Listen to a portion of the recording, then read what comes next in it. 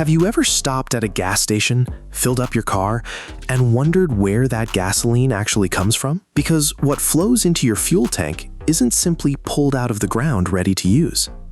In fact, before a single gallon of gasoline reaches a gas station, it must travel through one of the most complex industrial systems on Earth. We're talking about giant oil refineries covering hundreds of acres, towers taller than skyscrapers, pipelines stretching for miles, temperatures hot enough to melt metal, and processing units operating 24 hours a day. And here's the crazy part. The black crude oil that enters a refinery looks absolutely nothing like the clear fuel that eventually powers millions of American cars.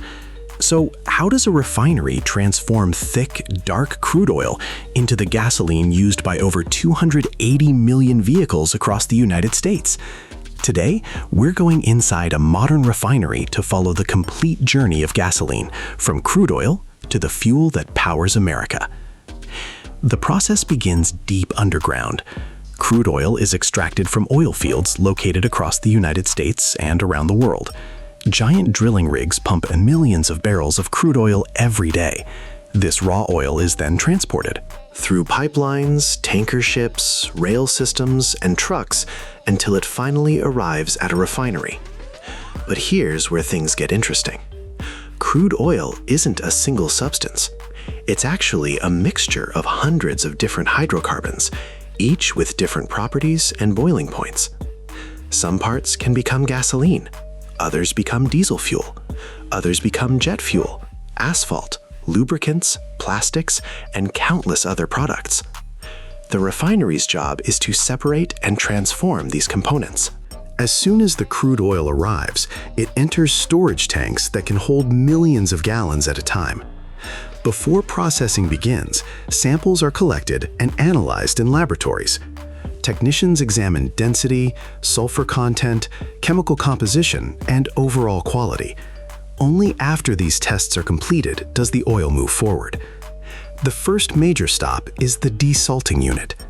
This stage removes water, salt, dirt, and other contaminants that may have entered the crude oil during extraction and transportation. Why is this important? Because impurities can damage expensive refinery equipment and reduce fuel quality. Once cleaned, the crude oil enters one of the most important pieces of equipment in the entire refinery: the crude furnace. Inside this massive heating system, temperatures rise dramatically. The oil is heated to approximately 350 to 400 degrees Celsius.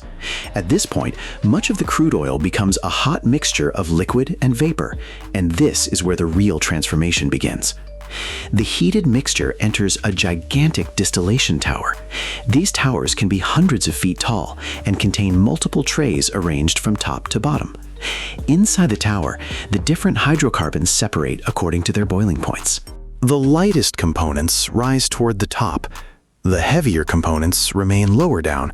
It's almost like sorting thousands of different ingredients inside a giant vertical machine. Near the top of the tower, gases are collected. Slightly lower, gasoline components begin separating out. Further down, kerosene and jet fuel fractions are collected. Even lower, diesel fuel is removed. The heaviest materials remain near the bottom. But here's the surprising part. The gasoline collected from distillation isn't ready to use yet. In fact, it still doesn't meet the quality standards required for modern engines. To improve performance, the refinery must process it further.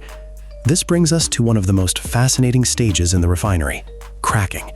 Large hydrocarbon molecules are often too heavy to become useful gasoline, so refineries use special cracking units to break these large molecules into smaller ones.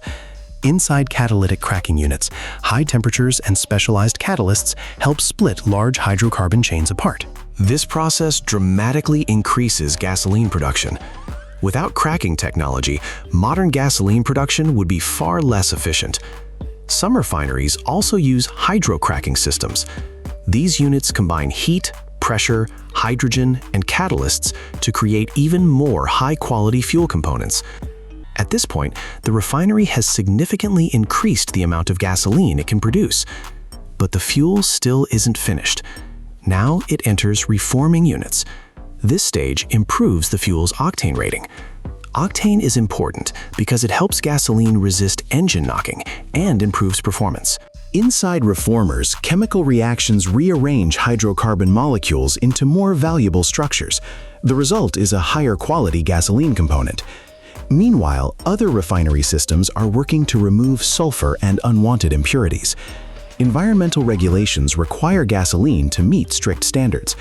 So desulfurization units use hydrogen and catalysts to remove sulfur compounds from the fuel. This helps reduce emissions when the gasoline is burned inside vehicle engines. But here's where things get even more interesting. At this stage, the refinery doesn't have one finished gasoline product.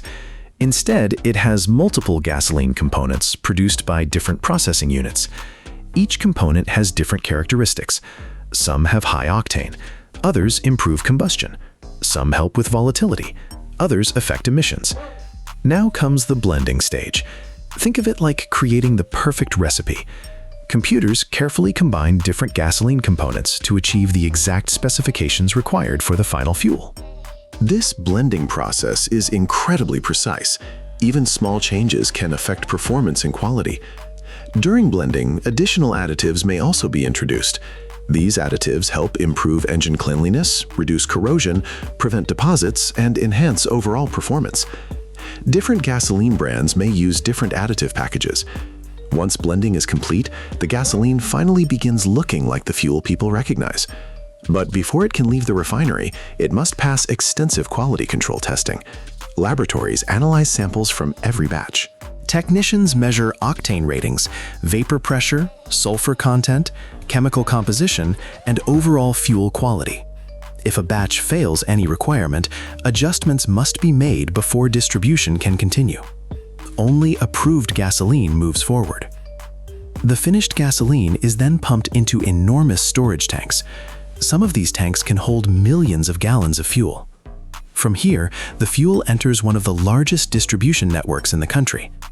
Pipelines transport gasoline hundreds or even thousands of miles across the United States. In other cases, tanker trucks, rail cars, and marine vessels deliver fuel to regional distribution terminals. At these terminals, additional brand-specific additives may be added before final delivery. The gasoline is then loaded into tanker trucks and transported to gas stations. Within days, the fuel that started as thick black crude oil is sitting underground in storage tanks beneath gas stations across America. Drivers pull up, insert the nozzle, and pump the fuel directly into their vehicles. What most people don't realize is that the gasoline entering their fuel tank has traveled through storage facilities, desalting units, giant furnaces, distillation towers, cracking systems, reformers, and transportation networks before reaching them. So the next time you fill up your car, remember that you're not just buying fuel. You're using the result of one of the largest, most complex, and most impressive manufacturing processes in the world. And that is how gasoline is made inside the factory. If you enjoyed this behind-the-scenes refinery journey, make sure to like this video, share it with your friends, and subscribe to the channel for more amazing factory and manufacturing stories. Also, don't forget to press the bell icon so you never miss our next video. Thanks for watching, and we'll see you in the next one.